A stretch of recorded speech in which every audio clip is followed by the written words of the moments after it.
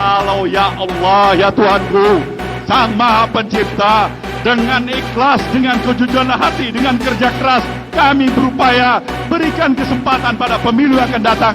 Kami mengatur negeri ini. Berikan kesempatan ya Allah untuk mengatur negeri ini, kami janjikan. Dan kutuklah kami termasuk diriku ini kalau kami mengkhianati komitmen ini. Kami ingin perbaiki bangsa ini, saudaraku semuanya. Sisa hidup yang ada ini ingin kami berikan, terutama saya sebagai pimpinan ini, berikan ya Allah. Sebelum mencabut nyawaku, aku ingin lihat Indonesia lebih baik daripada hari ini. Aku ingin lihat Indonesia yang lebih baik, Indonesia yang tidak menyanyiakan rakyatnya, yang lebih tertindas dan tereksploitasi. Si kaya menekan si miskin, si pintar membodohi si bodoh, saudaraku.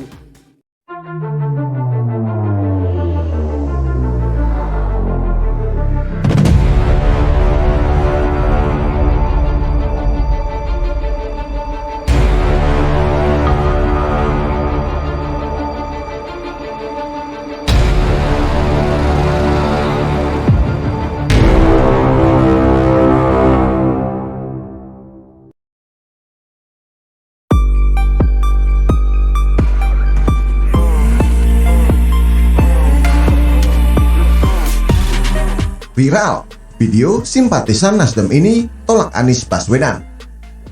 Ditulis oleh Nafi Siwet. Pada tanggal 1 Oktober lalu, situs Metro TV memuat berita bahwa Partai Nasdem akan mengumumkan capres yang mereka usung pada tanggal 10 November nanti. Tapi faktanya, Ketum Nasdem, Surya Paloh, mengumumkan Anies Baswedan sebagai capres yang diusung Nasdem pada tanggal 3 Oktober lalu. Hanya selang beberapa hari langsung berubah. Jadi masih percaya Metro TV?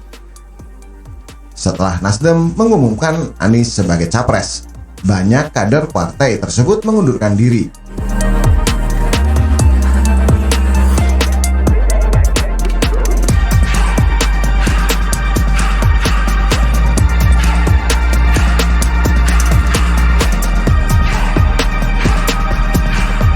Salah satu tokoh publik di Bali bernama Niluh Jelantik juga mundur dari Nasdem setelah partai ini resmi usung Anies Baswedan sebagai capres tahun 2024 nanti. Meskipun Wakil Sekretaris Jenderal DPP Partai Nasdem, Hermawi Taslim, nyinyir dengan mundurnya Mpok Niluh. Toh, Mbok Niluh tidak akan sendirian, karena beliau yakin jutaan rakyat Bali tidak akan membiarkannya jalan sendirian. Mundurnya simpatisan atau kader Nasdem di atas, seperti fenomena gunung es, karena itu yang terlihat di publik. Di tengah masyarakat Indonesia pasti lebih banyak, tapi hanya tidak terekspos saja. Mundurnya mereka dari Partai Nasdem juga bukan tanpa alasan, karena mereka yang selama ini menganggap Partai Nasdem sebagai partai nasionalis, tetapi malah mengusung Anies Baswedan yang dianggap sebagai bapak politik identitas. Rakyat juga sudah semakin cerdas, seperti apa yang terlihat di atas. Simak saja suara hati seorang rakyat kecil yang merupakan simpatisan Nasdem, tapi tidak mendukung Anies Baswedan. Sebagai calon presiden, nah boleh saya minta tanggapan Bapak terkait dengan keputusan Partai Nasdem? Apakah Bapak juga ikut mendukung Partai Nasdem, mendukung Anies Baswedan sebagai calon presiden, atau Bapak punya figur presiden yang lain yang menurut Bapak lebih suka untuk memimpin Republik Indonesia ini, Bapak? Saya memang pembela Partai Nasdem, ya. Mendukung Partai Nasdem. Mendukung Partai Nasdem. Pemilu yang lalu sampai dengan pemilihan gubernur saya pendukung. Tetapi kalau dengan Partai Nasdem memilih Anies, Anies no. Anies no. Anies no. Bapak dukung siapa kalau bukan Anies? Ganjar yes. Oh, Pak Ganjar Pranowo. Iya betul.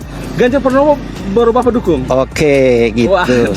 Soalnya Anies itu apa? Ya kita bisa lihat ya track recordnya.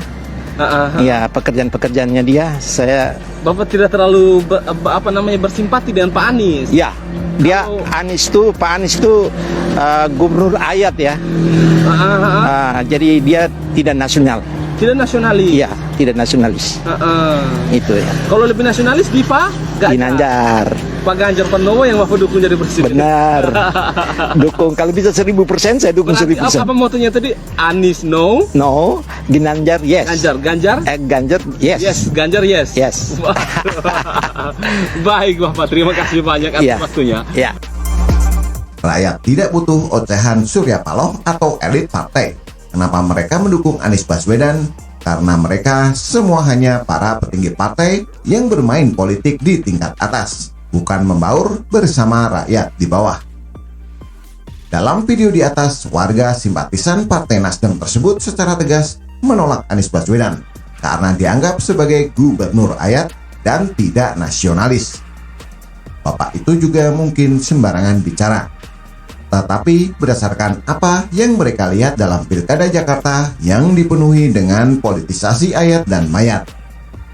Dan kita rakyat Indonesia, khususnya rakyat Jakarta, juga menjadi saksi sejarah bahwa Pilkada Jakarta 2017 yang dimenangkan oleh Anies Baswedan merupakan pilkada terburuk sepanjang sejarah pilkada di Indonesia.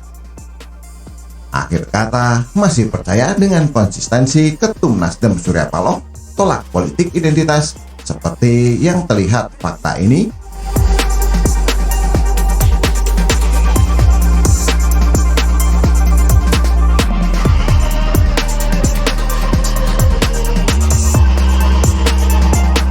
Wassalam.